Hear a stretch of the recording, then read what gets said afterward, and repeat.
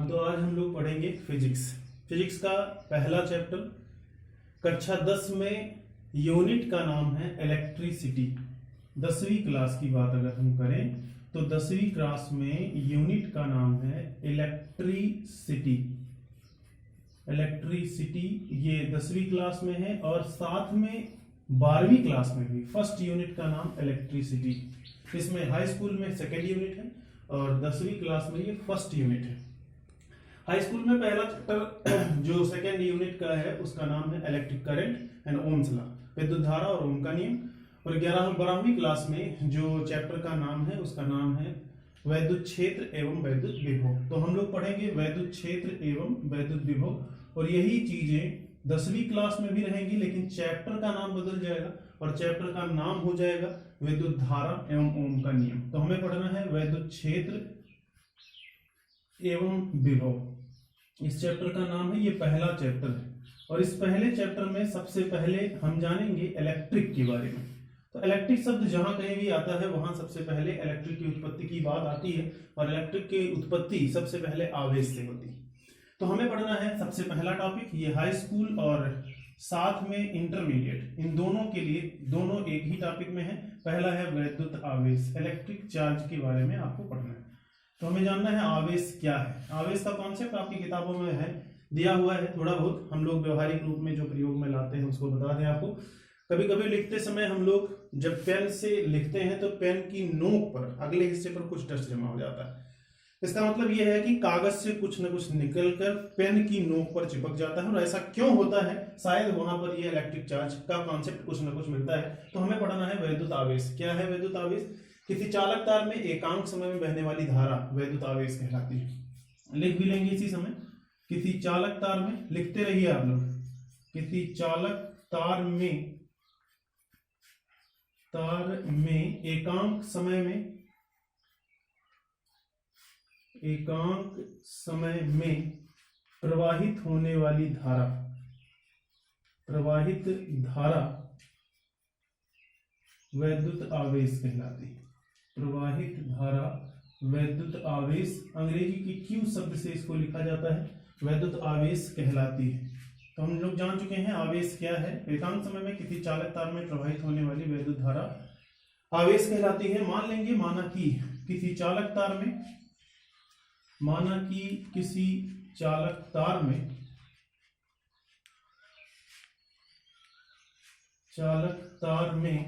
T second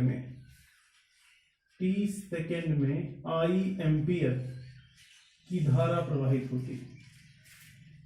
I ampere की धारा प्रवाहित होती है तो आवेश क्या होगा? आई एम्पियर की धारा प्रवाहित होती है तो प्रवाहित आवेश Q बराबर, प्रवाहित आवेश Q is equal to IT होगा। प्रवाहित आवेश Q बराबर IT। I चालक तार में बहने वाली धारा है और T समय। तो आवेश हम लोग जान चुके हैं।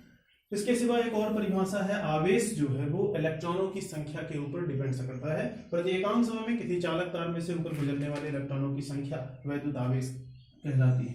इसका दूसरा डेफिनेशन होगा, प्रति एकांक समय में किसी चालक तार से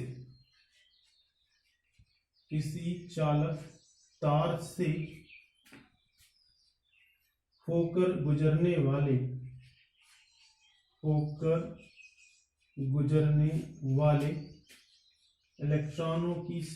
गुजरने वाले इलेक्ट्रॉनों की संख्या, साथ साथ लिखते भी रहेंगे, इलेक्ट्रॉनों की संख्या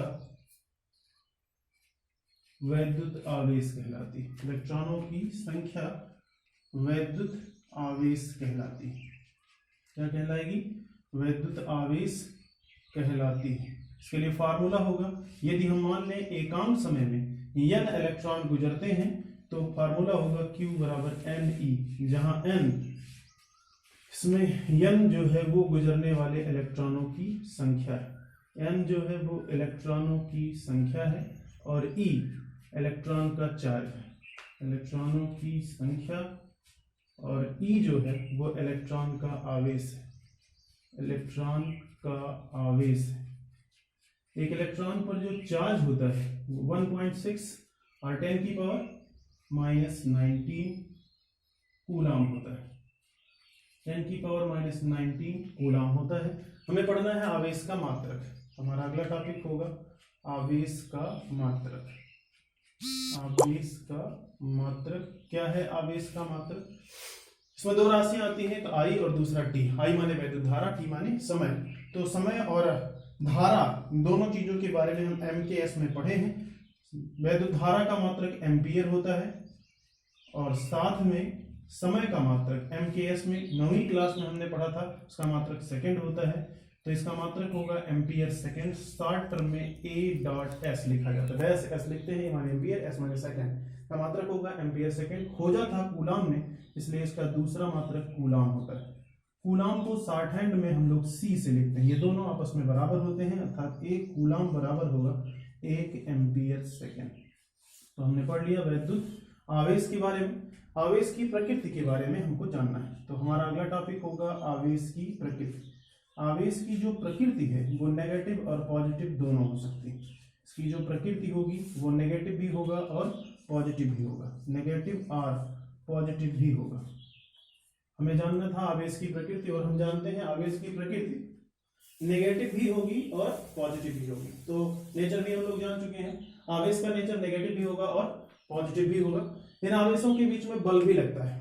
यदि समान आवेश है, समान प्रकृति के आवेश, आवेशों के बीच में बल भी लगता है। समान प्रकृति के आवेशों के बीच बल,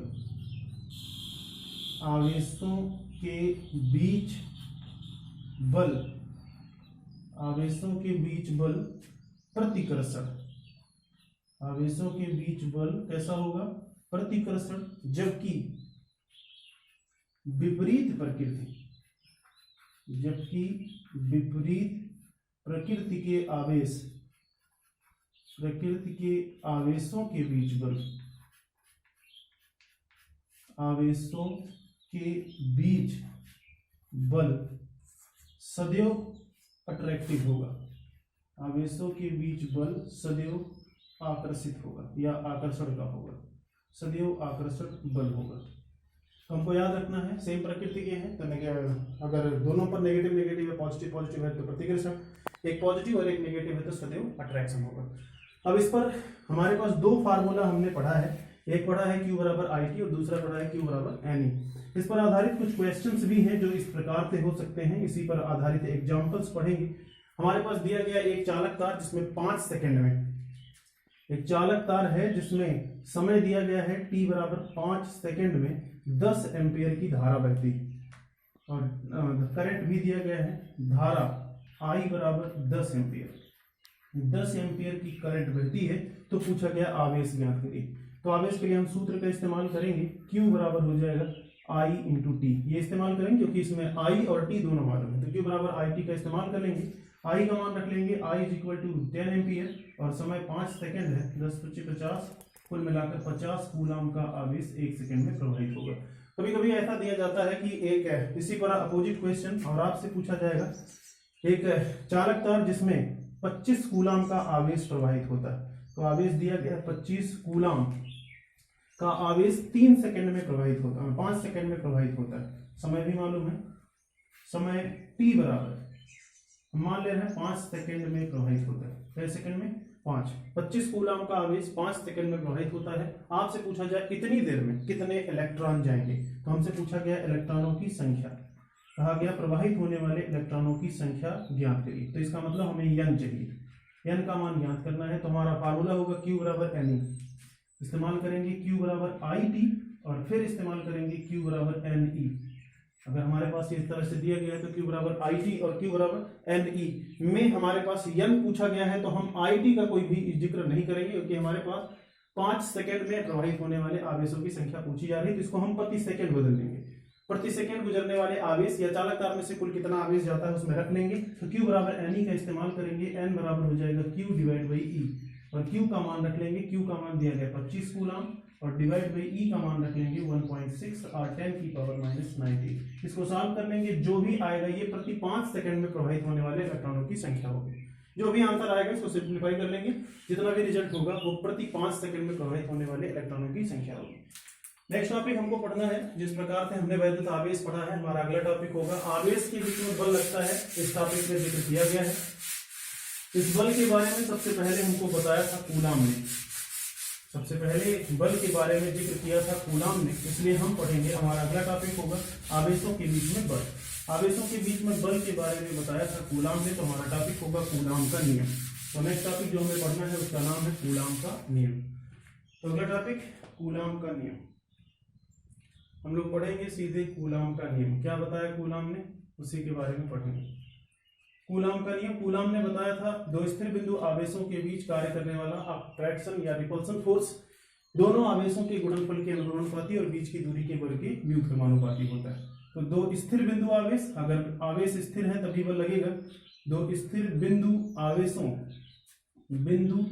आवेशों के बीच कार्य करने वाला, आवेशों के बीच कार्य करने वाला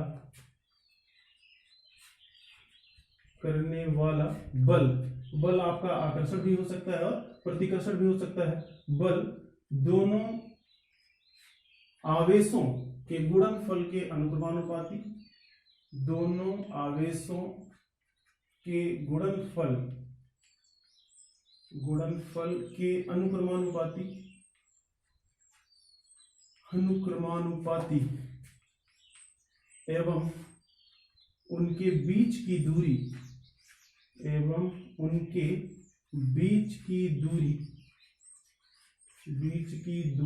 के व्युत्क्रमानुपाती होगा।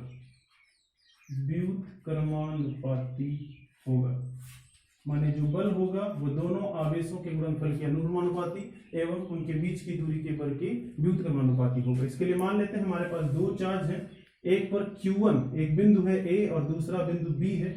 A और B दो बिंदु हैं, पहले पर चार्ज है प्लस Q1 और दूसरे पर चार्ज हमने मान लिया है प्लस Q2। इन दोनों चार्जों के बीच की दूरी स्मॉल r है। ये चीजें आपको लिखनी भी पड़ेंगी। माना कि दो बिंदु हैं A और B, पहले पर चार्ज Q1 दूसरे पर चार्ज Q2 है, एक दूसरे से स्मॉल r दूरी पर है। तो कूलाम के नियम से उनके एक बार हम लिख सकते हैं कूलाम के नियम से। कूलाम का नियम अगर आप लगाते हैं तो आपको क्या मिलेगा, कूलाम के नियम से ये बल अट्रैक्शन और रिपल्सन दोनों हो सकता है, दोनों पॉजिटिव है इसलिए रिपल्सन फोर्स होगा। कूलाम के नियम से F प्रोपोर्शनल टू Q1 गुणे Q2 और F प्रोपोर्शनल टू, और दूसरा होगा F प्रोपोर्शनल टू 1/r का स्क्वायर। इन दोनों को मिला लेते हैं। मिलाने पर इन दोनों नियमों को अगर हम मिलाते हैं तो मिलाने पर क्या मिलेगा, मिलाने पर मिलेगा F प्रोपोर्शनल टू Q1 गुणे Q2 and divide by r का स्क्वायर। प्रोपोर्शनल का चिन्ह हटाएंगे तो कोई कांस्टेंट आएगा, उसकी जगह पर हम k का इस्तेमाल करेंगे तो आपको मिलेगा Q1 गुणे Q2 and divide by r का स्क्वायर, जहां k समानुपाती नियतांक है। बाय प्रैक्टिकल k का मान बताया गया 1/4 पाई एप्सिलॉन 0 इंटू k और इसकी वैल्यू होती है 9 इंटू 10 की पावर 9। जरूरत पड़ने पर इसका इस्तेमाल करेंगे।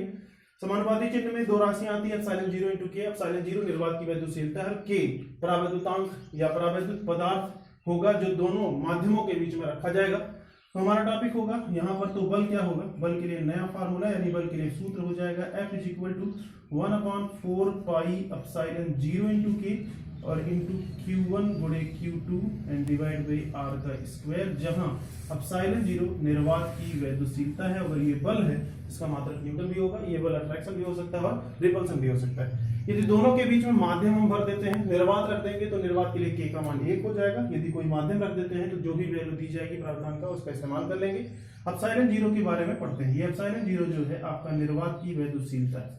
हमारा अगला टॉपिक होगा एप्सिलॉन 0 निर्वात की वैद्युतशीलता है। क्या है ये, निर्वात की वैद्युतशीलता। साथ साथ पढ़ते और लिखते भी रहेंगे। निर्वात की वैद्युतशीलता है, जैसा जरूरत पड़ेगा। इसका मान होता है 8.85। अगर हम इसकी वैल्यू की बात करें तो 8.85 इंटू 10 की पावर -12, ये इसकी वैल्यू होती है 8.85 इंटू 10 की पावर -12। हमें पढ़ना है एप्सिलॉन 0 के बारे में। एप्सिलॉन 0 का मात्रक भी हमको जानना है। इसमें नई राशि आपकी आ जाती है एप्सिलॉन 0, ये बहुत पूछा जाता है एप्सिलॉन 0 का मात्रक क्या होगा। तो हमारा टॉपिक होगा एप्सिलॉन 0 का मात्रक। हमने अभी भी फार्मूला पढ़ा है, F is equal to 1/4 pi epsilon 0 Q1 Q2 divide by r का स्क्वायर।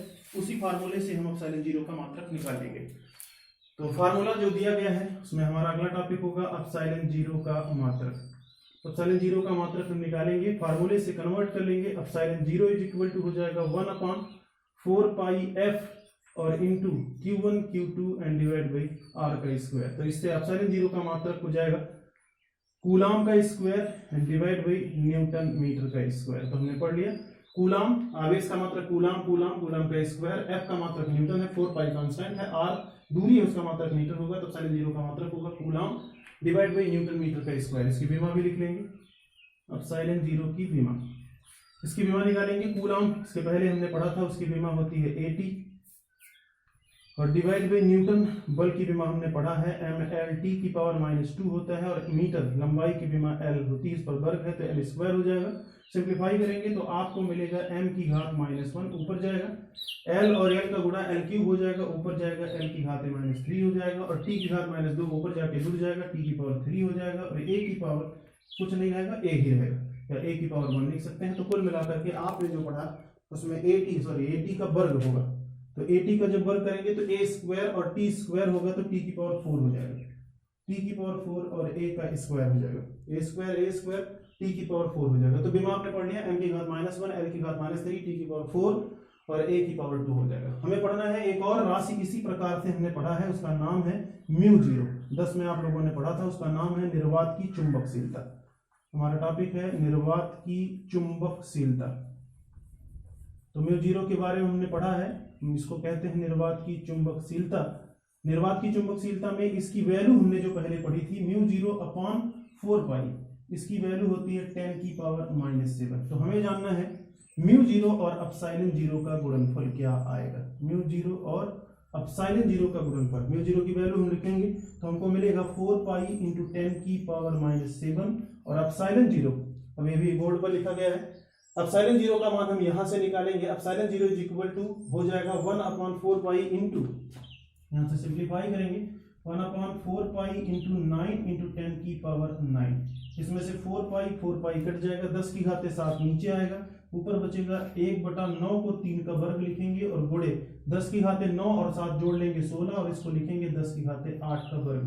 अगर ध्यान से देखें तो आपको मिलेगा 1/3 इंटू 10 की पावर 8 और इसका होल स्क्वायर, दोनों पर वर्ग है, और 3 इंटू 10 की पावर 8 लाइट की वेलोसिटी होती है, इसको लिखेंगे 1/c स्क्वायर। कुल मिलाकर के म्यू जीरो और एप्सिलॉन जीरो का गुणनफल 1/c स्क्वायर आएगा। ये आपका इंपॉर्टेंट टॉपिक है, इसको याद कर लेंगे। Mu zero into epsilon zero का गुणनफल होगा 1/c स्क्वायर। तो हमने पढ़ा आवेशों के बीच में बल, जो आवेशों के बीच में बल लगता है पर वो बल आपका अट्रैक्शन भी हो सकता है और रिपल्सन भी हो सकता है, इसके बारे में बताया था कूलाम में, तो कूलाम का नियम भी हम लोगों ने पढ़ लिया। हमारा अगला टॉपिक होगा वैद्युत क्षेत्र। हम पढ़ेंगे बल पर आधारित कुछ क्वेश्चन भी, अब इस पर कैसे क्वेश्चन से पूछे जा सकते हैं उसके बारे में भी जान लें। अगला टॉपिक पढ़ने से पहले एक आध उदाहरण भी आपको बता दें। कभी कभी सीधे सीधे प्रश्न आपसे पूछे जा सकते हैं, जैसे आपसे पूछा गया एक इलेक्ट्रॉन और एक प्रोटॉन एक दूसरे से 1 एंगस्ट्रॉम दूरी पर स्थित हैं। आपका सीधे सीधे क्वेश्चन हो जाएगा एक इलेक्ट्रॉन और एक प्रोटॉन। किताबों में बहुत से क्वेश्चन मिलेंगे, उससे ढूंढ करके आपको लगाना है। एक इलेक्ट्रॉन है, एक इलेक्ट्रॉन एवं एक प्रोटॉन, एक इलेक्ट्रॉन एवं एक प्रोटॉन एक दूसरे से 1 एंगस्ट्रॉम दूरी पर स्थित है, 1 एंगस्ट्रॉम दूरी पर स्थित है।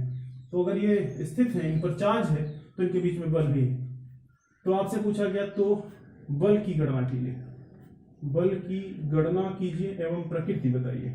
तो आपको प्रकृति भी बताना है, किस प्रकार का बल लगेगा उसकी प्रकृति भी आपको बतानी है। हमारे पास था एक इलेक्ट्रॉन, हम जानते हैं इलेक्ट्रॉन पर जो चार्ज होता है उसका मान होता है 1.6 और 10 की पावर -19, और इलेक्ट्रॉन पर चार्ज की प्रकृति नेगेटिव होती है। और एक प्रोटॉन है, चार्ज सिमिलर होता है, प्रोटॉन पर भी 1.6 और 10 की पावर -19 कूलम होगा, लेकिन चार्ज की प्रकृति पॉजिटिव होगी। तो यहाँ हमारे पास दो चार्ज है, एक इलेक्ट्रॉन है उस पर चार्ज 1.6 10 की पावर -19, दूसरा था प्रोटॉन, उस पर भी चार्ज 1.6 10 की पावर -19। इसमें नेगेटिव इसमें पॉजिटिव है, लिखा नहीं जाएगा, लेकिन ये पता चल गया कि नेगेटिव और एक पॉजिटिव है, एक दूसरे से कुछ दूरी पर है और वो दूरी 1 एंगस्ट्रॉम है। तो 1 एंगस्ट्रॉम में 10 की पावर -10 मीटर होता है, तो 1 और 10 की पावर -10 मीटर हो जाएगा। तो इनके बीच में बल लगेगा, उस बल की गणना हम लोग कर सकते हैं। तो बल के लिए फार्मूला इस्तेमाल करेंगे, बल F is equal to 1/4 pi epsilon 0 और into K into Q1 Q2 and divide by R का स्क्वायर। इन्होंने नहीं कहा है इस क्वेश्चन में कि वो कहाँ रखे हैं, यदि वायु में रखे हैं तो K की वैल्यू 1 होगी, कुछ नहीं दिया गया है तो आप K का मान 1 रख के सॉल्व कर लेंगे। 1/4 पाई एप्सिलॉन 0 की वैल्यू 9 और 10 की पावर 9 होती, कांस्टेंट का मान पढ़ा है आपने, और चार्ज दोनों पर सिमिलर था, 1.6 और 10 की पावर -19 और इंटू 1.6 और 10 की पावर -19,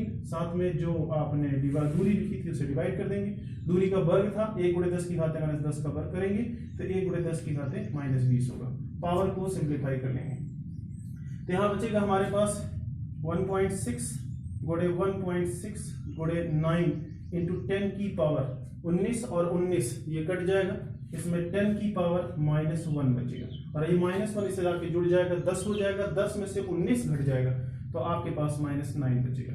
तो कुल मिलाकर के अब इसका गुणा करा लेंगे तो ये हो जाएगा 2.56 इंटू 9 इंटू 10 की पावर -9, सिंप्लीफाई करेंगे, 9 × 6 = 54 के 4 हासिल 5, 9 × 5 = 45, 45 और 5 50 के 0 हासिल 5, 9 × 2 = 18, 18 × 5 = 23, तो 2 अंक पर दशमलव 23.04 × 10 की घात -9 या फिर 2.304 इंटू 10 की पावर -8 न्यूटन का बल लगेगा और नेचर होगा अट्रैक्शन, यानी इनके बीच में जो बल होगा वो आकर्षण होगा क्योंकि एक पर पॉजिटिव चार्ज है और एक पर नेगेटिव चार्ज है।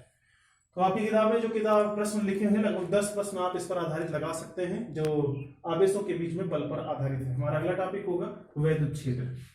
अगर किसी भी आवेश को हम कहीं रखते हैं तो उसके चारों तरफ कोई ना कोई एरिया बन जाता है, उसी क्षेत्र को हम लोग इलेक्ट्रिक फील्ड या वैद्युत क्षेत्र के नाम से जानते हैं। तो हमारा अगला टॉपिक होगा वैद्युत क्षेत्र। क्या है वैद्युत क्षेत्र, इसके बारे में पढ़ेंगे। किसी धन परीक्षण आवेश के चारों ओर का वह क्षेत्र जिसमें कोई दूसरा आवेशित कण लाए जाने पर आकर्षण या प्रतिकर्षण बल का अनुभव करता है, उसी क्षेत्र को हम वैद्युत क्षेत्र के नाम से जानेंगे। किसी धन परीक्षण आवेश के चारों ओर का वह क्षेत्र, किसी आवेश या धन परीक्षण आवेश, किसी आवेश के चारों ओर का वह क्षेत्र, साथ साथ नोट्स भी बनाते रहेंगे, चारों ओर का वह क्षेत्र जिसमें, चारों ओर का वह क्षेत्र जिसमें कोई आवेशित कण लाए जाने पर, जिसमें कोई आवेशित कण लाए जाने पर आकर्षण या प्रतिकर्षण बल, आकर्षण या प्रतिकर्षण बल का अनुभव करता है, आकर्षण या प्रतिकर्षण बल का अनुभव करता है,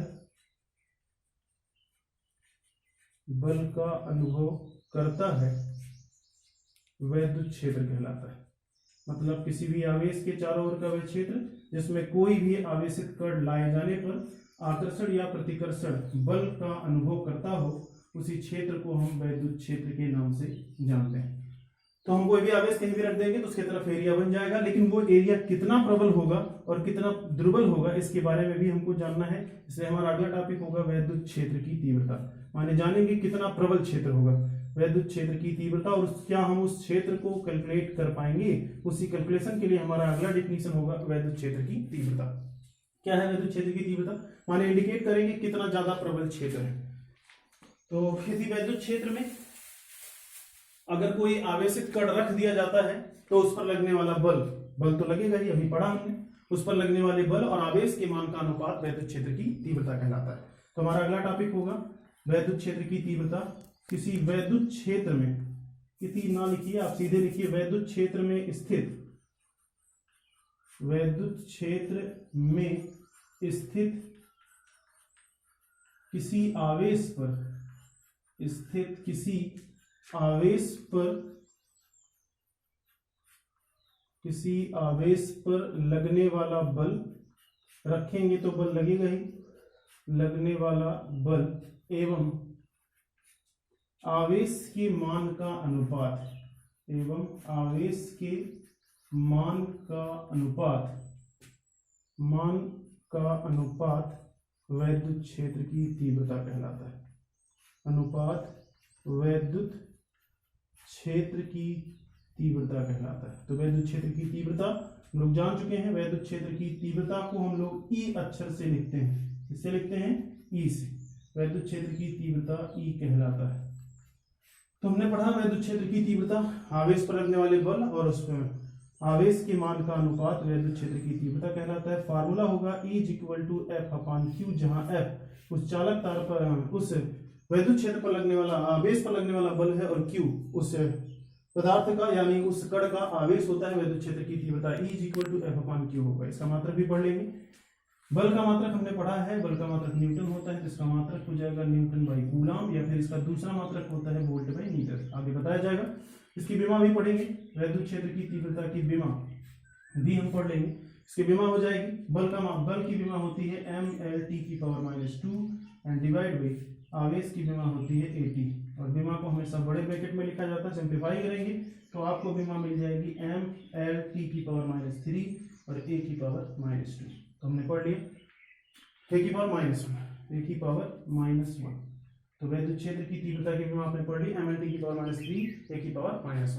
अब हमारा अगला टॉपिक होगा, यदि कोई भी आवेश कहीं रखा जाता है तो वो कितना वैद्युत क्षेत्र उत्पन्न कर सकता है। माने क्या हम उस वैद्युत क्षेत्र को कैलकुलेट कर पाएंगे जितना वो उत्पन्न करेगा। तो कोई भी आवेश अगर कहीं भी रखा है तो उसके कारण कितनी दूर तक वैद्युत क्षेत्र बनेगा उसका भी कैलकुलेशन किया जा सकता है। तो हमारा अगला टॉपिक होगा किसी बिंदु आवेश के कारण वैद्युत क्षेत्र की तीव्रता का व्यंजक। तो नेक्स्ट टॉपिक होगा बिंदु आवेश के कारण। बिंदु आवेश के कारण, बिंदु आवेश के कारण किसी स्थान पर, बिंदु आवेश के कारण किसी स्थान पर वैद्युत क्षेत्र की तीव्रता, वैद्युत क्षेत्र की तीव्रता मतलब हमारा टॉपिक है कोई भी आवेश अगर कहीं भी रखा है तो वो कितनी दूर तक वैद्युत क्षेत्र क्रिएट करेगा। इसके लिए मान लेते हैं, माना कि एक बिंदु O है जिस पर +Q कूलम का आवेश है। इससे r दूरी पर एक बिंदु P है जिस पर हमको वैद्युत क्षेत्र की तीव्रता का व्यंजक प्राप्त करना है। हमने मान लिया, इसको लिखेंगे भी, माना कि एक बिंदु O है, लिखते रहेंगे। माना कि एक बिंदु O है जिस पर क्या है +Q कूलम का आवेश रखा है। यहाँ से कितनी दूरी पर, इस r दूरी पर एक बिंदु P है, इस पर हमें वैद्युत क्षेत्र की तीव्रता का व्यंजक प्राप्त करना है। तो बिंदु P पर इसके लिए तीव्रता का मान ज्ञात करने के लिए आप मान लेंगे, इसके लिए माना कि P पर, बिंदु P पर एक +Q0 कूलम का आवेश, कूलम का आवेश स्थित है। हमने मान लिया उस स्थान पर कोई एक दूसरा आवेश स्थित है, तो पहला वाला आवेश उस पर एक बल लगाएगा। यहां पर हमने चार्ज मान लिया है +Q0, तो ये वाला आवेश उस पर बल लगाएगा। तो कूलम के नियम से, तो कूलम के नियम से बल, आवेशों के बीच में बल कैलकुलेट कर सकते हैं। आवेशों के बीच बल सूत्र क्या होगा, F = 1/4πε0 × K। हमने मान लिया माध्यम का प्रोतांक K है। Q × Q0, क्योंकि यहाँ Q1 नहीं माने हैं, यहाँ पर Q और Q0 माने हैं। बीच की दूरी r थी तो r² होगा। Equation number first. बल तो निकाल लिया, लेकिन बल तो पूछा नहीं गया था। पूछा गया था वैद्युत क्षेत्र की तीव्रता। तो बिंदु P पर, तो बिंदु P पर ये 2 नंबर का डेरिवेशन आपसे पूछा जाता है। तो बिंदु P पर वैद्युत क्षेत्र की तीव्रता, बिंदु P पर वैद्युत क्षेत्र की तीव्रता, इसको कैलकुलेट किया जा सकता है। इसकी तीव्रता परिभाषा से E = हमने पढ़ा है F/Q। हमने सूत्र पढ़ा था E = F/Q। ये डेफिनेशन में अभी आपको बताया गया।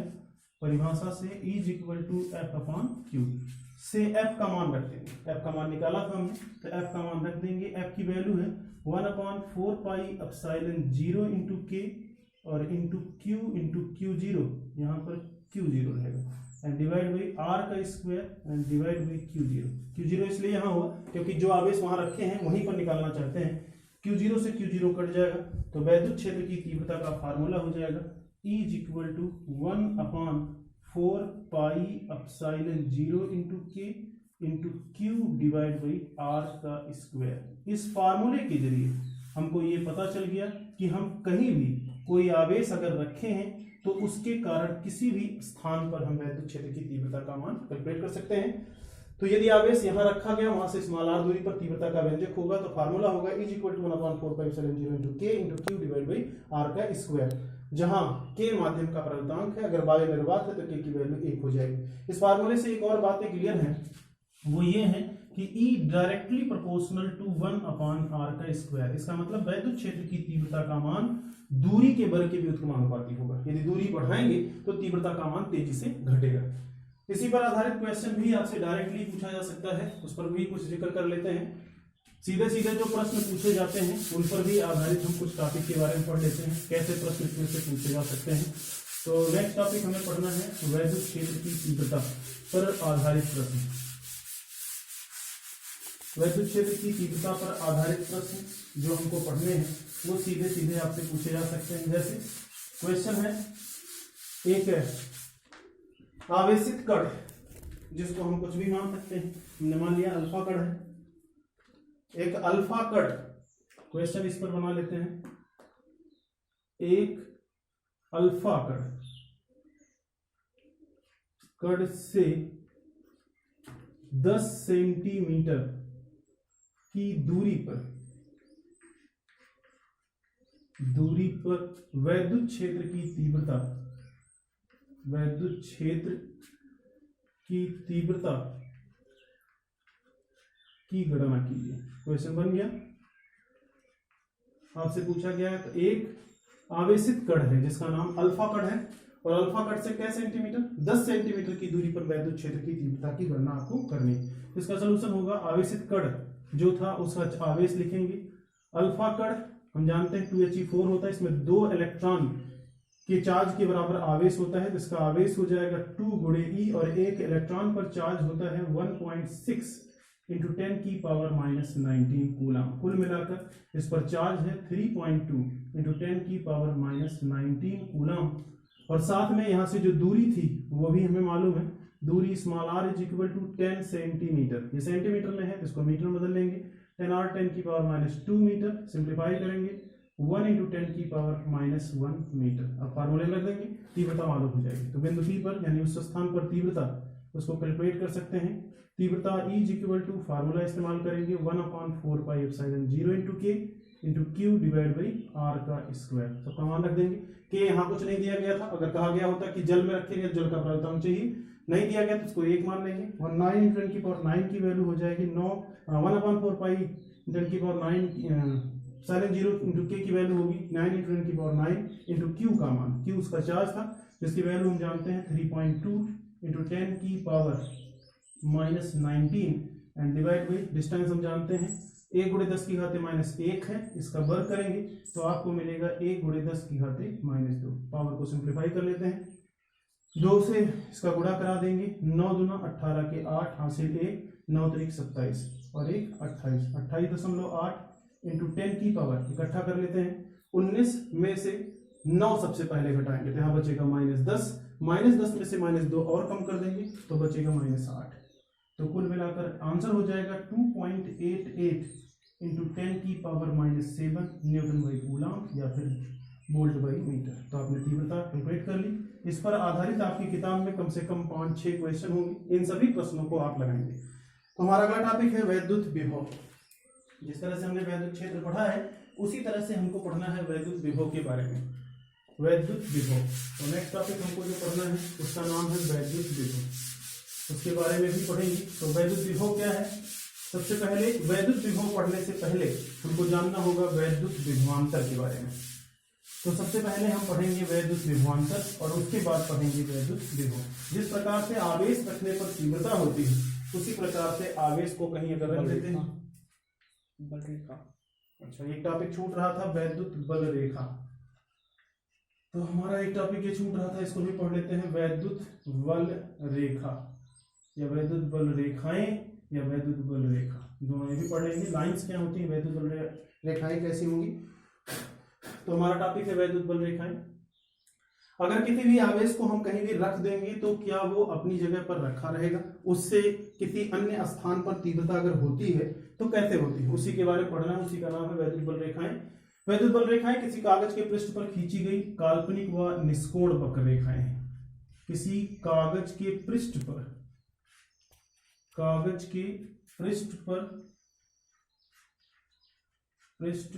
खींची गई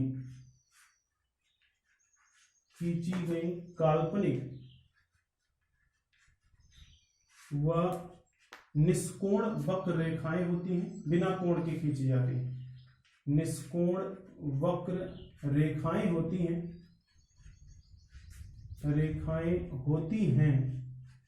जिस पर कोई स्वतंत्र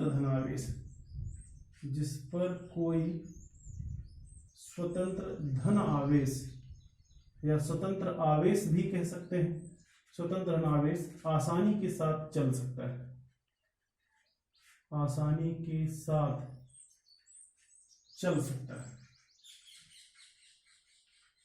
ऐसी रेखाओं को हम वैद्युत बल रेखा कहते हैं। इनमें कुछ प्रॉपर्टी भी होती है। वैद्युत बल रेखाओं की गुण के बारे में हम पढ़ लेते हैं, सिंपली पढ़ लेते हैं, किताब में लिखा है, पढ़ लीजिएगा। गुण, इसकी प्रॉपर्टी क्या है? वैद्युत बल रेखाएं सदैव बंद वक्र होती हैं।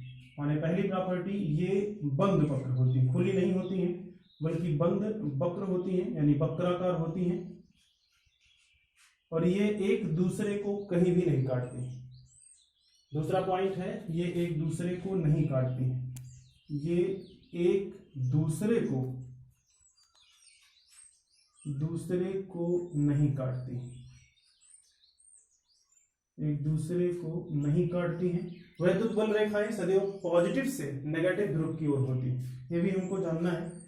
हमारा टॉपिक है वैद्युत बल रेखाएं पॉजिटिव से नेगेटिव की तरफ होती हैं, यानी पॉजिटिव से नेगेटिव की ओर होंगी, जिधर वैद्युत क्षेत्र की तीव्रता कार्य करती है। वैद्युत क्षेत्र की तीव्रता एक सदिश राशि है, इसका डायरेक्शन नेगेटिव से पॉजिटिव होता है, तो ये भी वैद्युत बल रेखाएं पॉजिटिव से नेगेटिव होती है, माने इनकी दिशाएं पॉजिटिव से नेगेटिव की तरफ होती हैं। तो हमें याद रखना है, वैद्युत बल रेखाएं विबंध वक्र होती है, दूसरे को कभी भी नहीं काटती हैं, और इनकी दिशा पॉजिटिव सिरे से नेगेटिव सिरे की होती है, और उधर ही होंगी जिधर ही वैद्युत क्षेत्र की तीव्रता की दिशा होती है। वैद्युत क्षेत्र की तीव्रता की दिशा पॉजिटिव से नेगेटिव की तरफ होती है, अर्थात ये एक सदिश राशि है। वैद्युत क्षेत्र की तीव्रता एक सदिश राशि। हमारा अगला टॉपिक है वैद्युत विभव।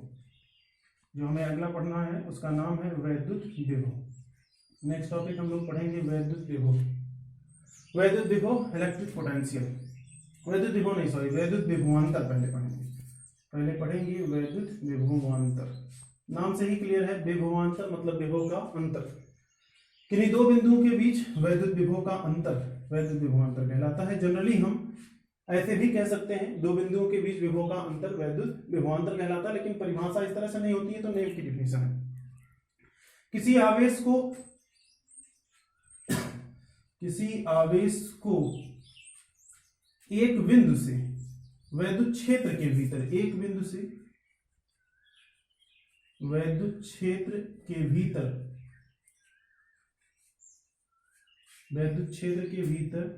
एक बिंदु से दूसरे बिंदु तक ले जाने में किया गया कार्य, एक बिंदु से दूसरे बिंदु तक ले जाने में किया गया कार्य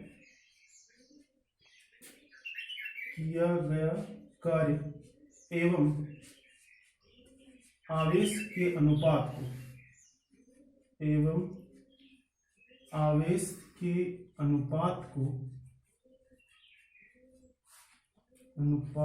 को वैद्युत विभवांतर कहते हैं।